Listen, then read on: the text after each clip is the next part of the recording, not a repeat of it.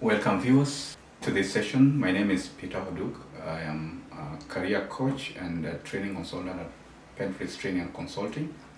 In today's session, I want to discuss two very important points in terms of your job search. The first point I want to discuss is the role of a CV in your job search. Secondly, I'll discuss 7 most important tips on how to write a professional and great CV that will secure you that coveted job.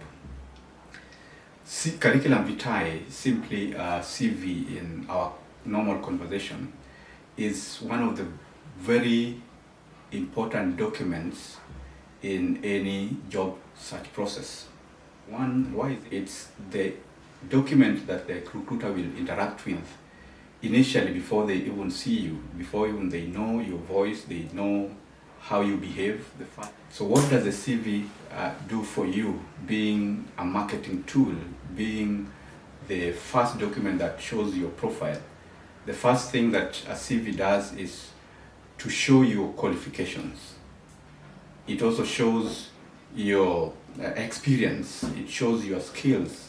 Generally, a CV shows your suitability for the job that has been advertised. So therefore, a CV is one of the most important documents that must be done properly and professionally so that you can secure your chance for an interview. And as always say, a CV is not to get you a job, but a CV performs the role of getting you an interview with the prospective employer. The first thing to consider is you must tailor your CV to the job advert. When you get an advert, you will see an array of content that is in that job advert. But we know each of us, somehow we have a standard CV. But for every advert you're responding to, you must turn that standard CV to fit the job description. But mostly we find applicants using the same standard CV to apply for different jobs. Customizing your CV, looking for keywords that exist in the job advert and placing them in your CV will give you a higher probability of being called for that interview. And as we go into a digital world, some institutions still use the manual process of reviewing your CVs, but most institutions have moved to the applicant tracking system where they subject your CV to, and the system will pick keywords that you have included in the CV. So as you tailor your CV, ensure that you pick the most important keywords that appear in that job search. The other tip I would want to share with you is have a section where you list your achievements. And when you talk about your achievements, we are talking about tangible achievements that can be measured, they can be evidenced, they can be confirmed. So ensure that your CV contains these achievements. If you worked in different organizations, you could pick 1 or 2 achievements from each of these organizations and highlight them. Because if I am reviewing a CV, what differentiates a candidate who have the same experience is how they bring out the achievements, because that is what tilts the favor towards them. So when you write your achievements, you go beyond listing the responsibilities. You must quantify the achievement with numbers or percentages. And the third tip is to highlight your career objective. So a career objective must be professional, which means it speaks about your professional abilities and capabilities. So it basically summarizes your skills and your qualification. So when you're doing your objectives, please don't use generic words that normally we use, like I am hardworking person, I'm self-motivated.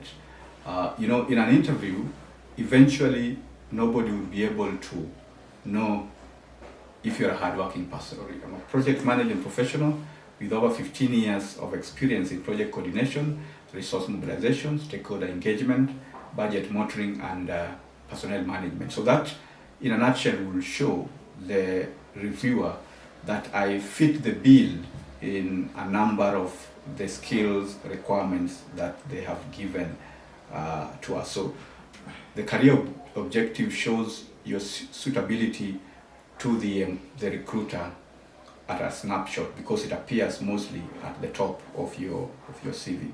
The fourth tip I want to share is you should outline your relevant key skills, and the emphasis is relevant.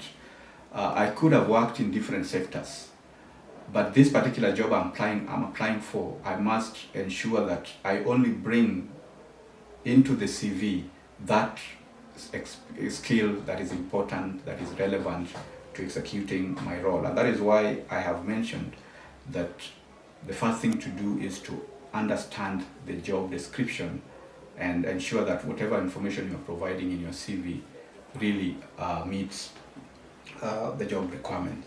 So what do you do? What information would this contain? There are two types of skills. You have technical skills. These are skills that are related to the nitty-gritties of doing your job, but also very important are the soft skills, team management, communication, interpersonal skills. Those are soft skills that enables you to work with the team to deliver the job that you're required to do.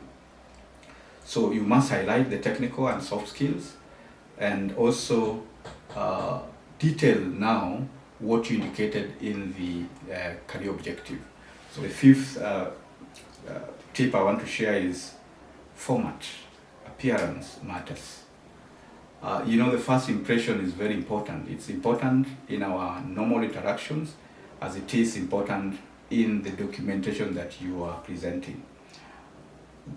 Though there is no standard format for doing a CV, but the document must make sense. It must flow logically in a manner that one would see that you are portraying your experience in a particular logical manner. And I insist during coaching that you must review your CV. Review as many times as you can to eliminate any obvious errors. Presentation here, you see inconsistent format, disorganized formatting, typos, grammatical mistakes. This you can eliminate through proper review. And by the way, you can share this with a friend just to help you see if you have any typos in your document or if your grammar is off. So, though there is no particular format, I would advise that you take this format, which is standard and common. At the top, you should have your personal details. And talking about the format, I've done a separate video on structure and contents of a CV. So basically, the structure would be the personal details at the top. Then you talk about you indicate your career objective or professional summary. You would indicate your education and professional qualification. Then you list your key technical, soft and technical skills and competencies. Then you talk about your work experience or professional experience, and have additional information. And this is where you will include certifications. Maybe you are a certified mediator. Should indicate awards that you may have earned in your lifetime. You could also indicate professional memberships. Finally, you write a list of your referees, professional referees, as may have been requested. Oftentimes you find interviews where at the referee section the applicant indicates will be available upon request. But that is not what should happen. You should actually list. Actually, if we find a CV that talks about referees as will be available upon request, then we become suspicious. Why didn't this person indicate their referees in the first instance? So you be sure to indicate at least 2 or 3 professional referees. And when talking about referees, they are people who understand your professional abilities. The 6th point I'd want to share is you should always start with your recent job. Don't go so distant you're working currently at an institution, but what we find is the job you did 5 years as appearing at the front. So your most recent job should be at the top as you run through that list. Eliminate the entry jobs as you gain more experience.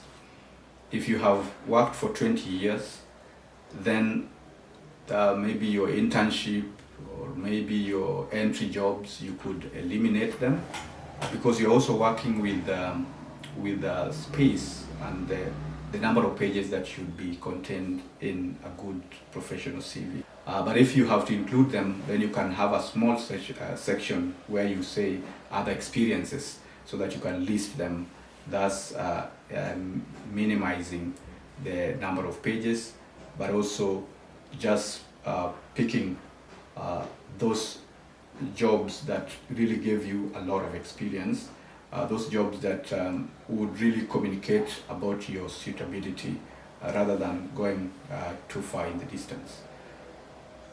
So having talked about these 7 tips, I want to emphasize that maybe you have been applying for jobs and you believe you're qualified for those jobs and you never get a call for interviews. Maybe it's your CV that's the problem. The CV is not capturing the kind of information that I've shared up there. Instead of selling yourself short, your CV should really speak about your abilities. Here at Penflex Training, we offer professional CV training, and for those who have worked less than 2 years, we do your CV review for free. So reach out to us through our contacts, and we'll be able to support you through this so that your CV really gets you to the interview room. Thank you for watching this video. We'll meet again in the next video.